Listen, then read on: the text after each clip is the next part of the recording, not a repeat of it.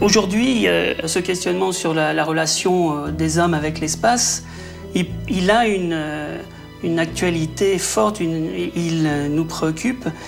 Et Triel a constitué un groupe paysage qui travaille autour de la réflexion sur ces questions-là, ces questions du développement, ces questions de l'avenir des territoires cantaliens, à travers le média de la photographie documentaire. C'est-à-dire que parler du paysage, pour pouvoir parler du territoire, c'est aussi avoir un objet qui permette que tout le monde puisse se retrouver sur le discours sur les transformations. Parfois, ces transformations du paysage, elles ne sont pas évidentes à cerner. Et il est intéressant d'avoir ce regard des gens qui maîtrisent cet outil qu'est la photographie pour nous apporter un regard extérieur et puis nous questionner sur le devenir, sur quel rapport on entretient aujourd'hui avec ces espaces. La dernière action que nous avons cofinancée, qui est ce projet photo au travers de regards croisés, je me souviens quand même de mon directeur qui m'a dit « Mais attendez, qu'est-ce que vous allez faire là, hein? Qu'allons-nous financer là-dedans ?» Et c'est vrai qu'il y a eu beaucoup de difficultés à lui faire admettre, mais il a admis qu'il y avait là-dedans deux volets, un volet de développement local, mais que derrière ces photos, il y avait le reflet d'une activité humaine et de son impact, de son influence sur un territoire. Et je crois qu'il l'a compris et nous avons, dans ce cadre-là, continué à collaborer. Nous sommes vraiment aux franges de nos compétences. Triel nous a proposé un projet que nous avons accompagné, comme nous accompagnons différents projets à travers le programme Leader Plus, à savoir sous forme d'un accompagnement financier. Ça aurait pu en rester là. Simplement, c'est vrai que Triel ne s'est pas comporté comme un porteur de projet comme un autre et nous a proposé d'intégrer donc le groupe Paysage qui pilote ce projet. Ce qui a permis d'envisager relativement rapidement donc un réel partenariat qui aille au-delà du soutien de départ à cette phase expérimentale, et donc un partenariat qui visera dans les années à venir à travailler ensemble au développement du territoire, parce que chacune des deux parties a perçu un petit peu l'intérêt à travailler avec l'autre autour de cet outil regard croisé. Le parc a voulu effectivement, a reconnu, parce que c'était de toute façon extrêmement flagrant, donc la compétence extrêmement particulière de l'association dans ce domaine, des prestataires, des partenaires qu'elle était capable par ailleurs d'amener dans ce projet. Et donc forcément, nous nous sommes dit que des compétences existaient ici, que nous n'avions pas au parc et qui pouvaient servir le territoire du parc globalement, en vue de mettre un petit peu en perspective le territoire du parc et les micro-territoires sur le parc, qui avaient largement intérêt à redécouvrir un petit peu leur identité, leur potentiel, les enjeux qui se présentaient à eux. Et j'insiste sur l'aspect potentiel, parce que derrière ce projet, il y a vraiment une idée de recul et d'ouverture, y compris avec une dimension de coopération transnationale qui se dessine à court terme. Dans cette expérience, il y a un partenariat. Ce partenariat est entre la ferme de Triel, à Thiézac, et l'école supérieure de l'image de Bruxelles, dans laquelle je suis professeur. Alors, cette école a une spécificité qui est d'amener les étudiants à se confronter au réel. C'est pourquoi, très souvent, je dis que notre école travaille plus particulièrement ce qu'on appelle la photographie de style documentaire. Nous intervenons avec une douzaine d'étudiants de nationalités diverses qui viennent pour une première fois. La première année, nous leur demandons, je vais dire d'une façon assez modeste, de travailler avec un outil qui me tient particulièrement à cœur et qui s'appelle la chambre technique. Non, ce que nous apprenons à nos étudiants, c'est une manière de regarder, une manière de poser son regard.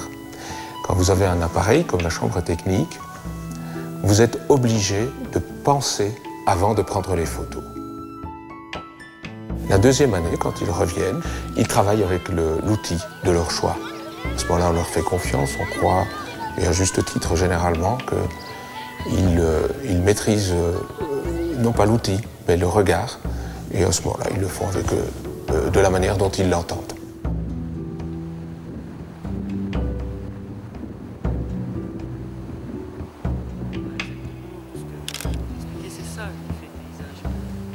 En fait, lorsque nous commençons à travailler avec les étudiants, il y a au préalable un groupe de travail du territoire qui s'est réuni et qui a pensé à des commandes à passer. Et qui, dès les premiers jours, dès le premier jour de notre rencontre, nous dit ce qu'il attend de nous en tant qu'école, et plus exactement ce qu'il attend de chaque étudiant en tant que futur professionnel, là, déjà presque à la tâche. Ça me semble important, d'un point de vue pédagogique, de placer les étudiants dans cette situation de pratiquement professionnelle. Ce type de stage, en fait, est assez rare. Je pourrais même dire qu'il est unique dans la mesure où, généralement, ce qu'on entend par stage, c'est le fait que des étudiants se réunissent autour d'un professeur, l'écoutent particulièrement bien et tâchent de reproduire ses consignes ou ses façons de travailler. Ce qui est très bien, d'ailleurs, ça me convient très bien. Sauf qu'ici, ce qui nous intéresse, nous, c'est que les étudiants prennent déjà leurs responsabilités en tant qu'auteurs dès le départ. Et donc nous les mettons dans des situations qui seront celles qu'ils auront à connaître dans quelques mois. Et donc, en ce sens-là, je pense que, oui, vraiment, ce sont des expériences uniques pour eux. Pour chaque stage, l'école envoie, ici, sur le terrain, 3 professeurs pour suivre les étudiants, la douzaine d'étudiants. Mais au-delà des professeurs qui sont habitués à travailler avec ces étudiants-là, au-delà de ces regards qui sont habitués à se côtoyer, l'école demande également l'intervention d'un photographe invité, d'un auteur de réputation internationale, pour venir travailler avec eux pendant une semaine sur une thématique particulière. Donc nous ne choisissons pas des professeurs invités simplement en fonction d'une notoriété comme cela, dans l'abstrait, mais bien, j'insiste, en fonction d'un travail à faire, des commandes que nous percevons. Et donc, ce professeur que nous invitons, nous lui demandons 2 choses. D'abord, d'intervenir pendant le stage, pendant les 5 jours de stage, et ensuite, et ça fait partie du contrat, d'exécuter lui-même une commande que le territoire lui passe. Ça a été une expérience très enrichissante. Monsieur Hugues a été très gentil. Il nous a mis tout de suite en confiance. Donc on a pu lui expliquer notre travail sur le terrain. Et puis ça s'est très bien passé. Ça m'a beaucoup touchée parce que, bon, dans la vie de tous les jours, on travaille, mais on ne prend pas le temps, on n'a pas le recul de voir ce qu'on fait, en fait, avec les gens. Et là, j'ai découvert plein de choses. Ça m'a beaucoup émue quand j'ai vu le film.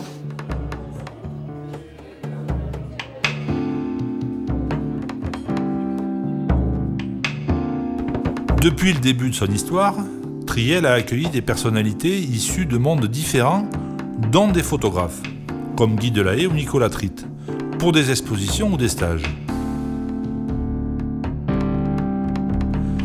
Nous avions donc à l'époque équipé les labos photos dans lesquels les étudiants travaillent aujourd'hui. Dans la mémoire de l'association, il y avait donc déjà une trace photographique. Ici, sont passés quand même énormément de grands photographes. Le dernier, là, c'est Hugues. Vraiment, on n'est rien par rapport à des gens comme ça. Donc, moi, je suis admiratif que j'allais dire dans ce trou, mais c'est un trou à la hauteur. Il passe des gens comme ça. Donc, moi, j'encourage ça. J'ai toujours suivi toutes les expos. Je pense que c'est les gens de l'extérieur qui apportent énormément. Et le fait de jumeler avec cette école en Belgique qui est très renommée, puisque je la connaissais bien en étant depuis longtemps le milieu de la photo. Je trouve ça extraordinaire que des jeunes, à la fois, ils vont découvrir... parce que quand on est ici, c'est un peu... je dis pas que c'est un couvent, loin de là, mais quand on est perché ici...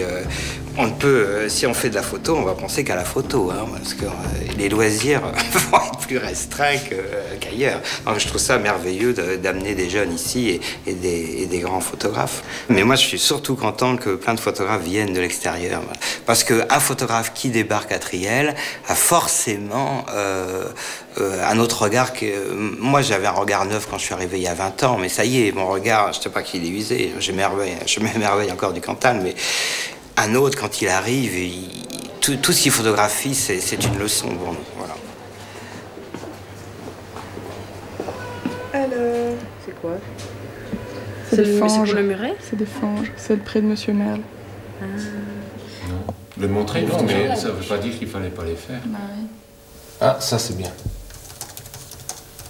C'est bien parce que c'est très... On est un peu dans le doute, on cherche et tout, et puis on reconnaît notre personnage principal la journée. Et puis ça mélange de l'ancien, du moderne. On est tout à fait dans une image ambiguë et c'est bon.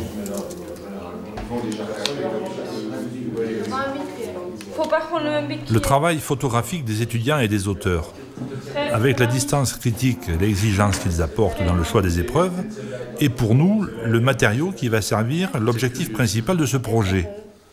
Il s'agit en effet de susciter, à travers le dialogue autour des images, une compréhension partagée du territoire.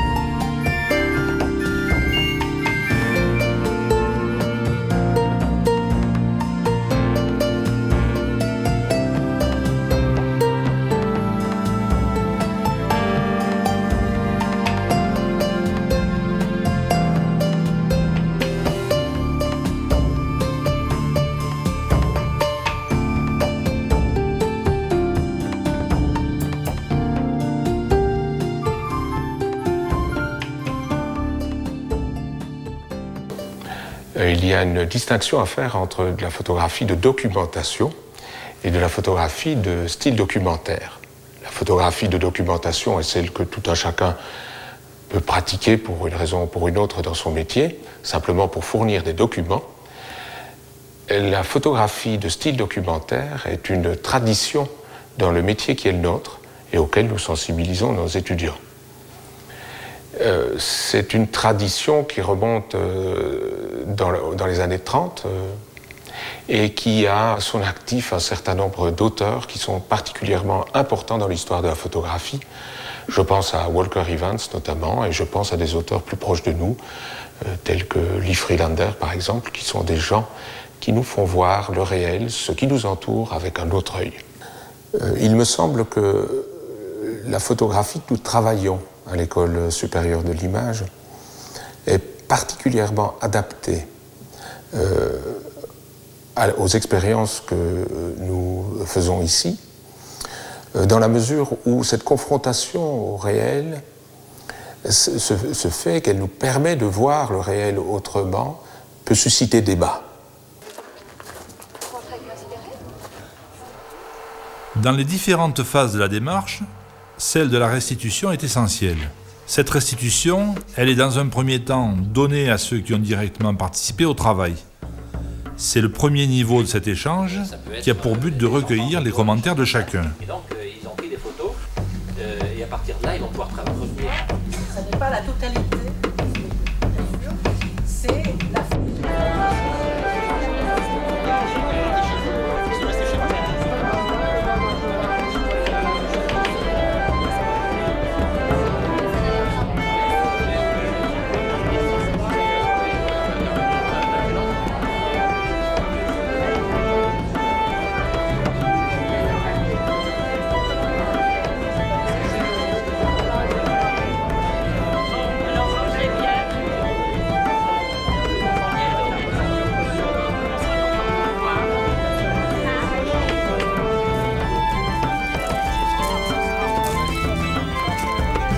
Mais c'est plutôt si vous avez payé beaucoup hier.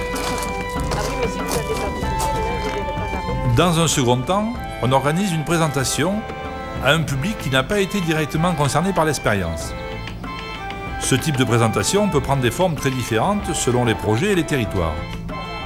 À Thiézac, par exemple, a été organisée une fête photographique liée à la fête de l'école et à la commémoration de la construction de l'école publique. Les équipes de Triel, les photographes, les théâtrales, l'amicale laïque, l'école ont préparé ensemble cette journée de fête.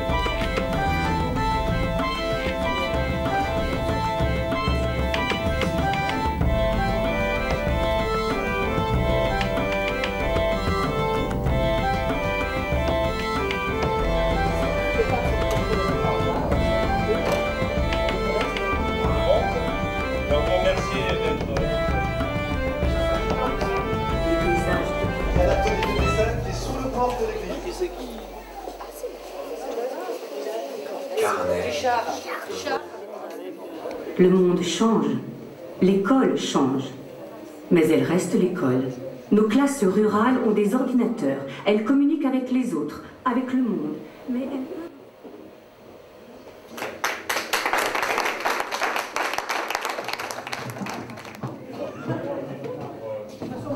Dans le cadre de cette deuxième partie du programme, les images sont traitées sous une forme aboutie.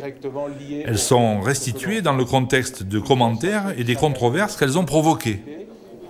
Enfin, le résultat d'ensemble de l'expérience est proposé à un large public pour susciter à nouveau réflexion, rencontres et débats.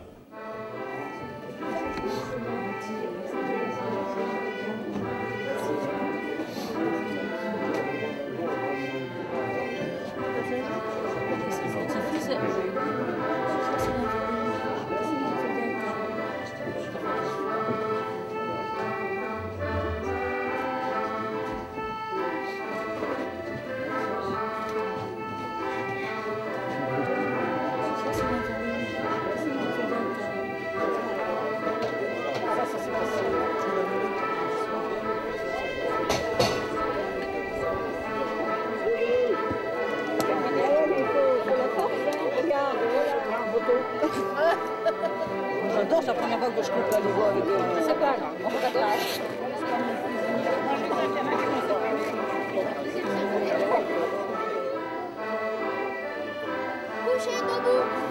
J'ai eu connaissance du projet mené par la ferme de Triel sur le thème du paysage et notamment du lien entre le paysage, l'homme et les territoires et de l'expérience qui a été conduite l'année dernière dans la vallée de la Serre. Il m'a paru tout à fait utile, important, je dirais presque indispensable qu'on puisse mettre en lien le travail mené par Triel et puis le projet que nous avons ici avec la maison d'Apignatel, parce que nous sommes sur les mêmes problématiques d'avenir de territoire. Donc je suis très heureux qu'on ait pu aujourd'hui engager cette concertation et mener ce projet en commun, et je pense qu'on ouvre là d'autres perspectives de collaboration pour l'avenir avec la maison d'Apignatel, mais aussi avec l'ensemble du territoire du département du Cantal.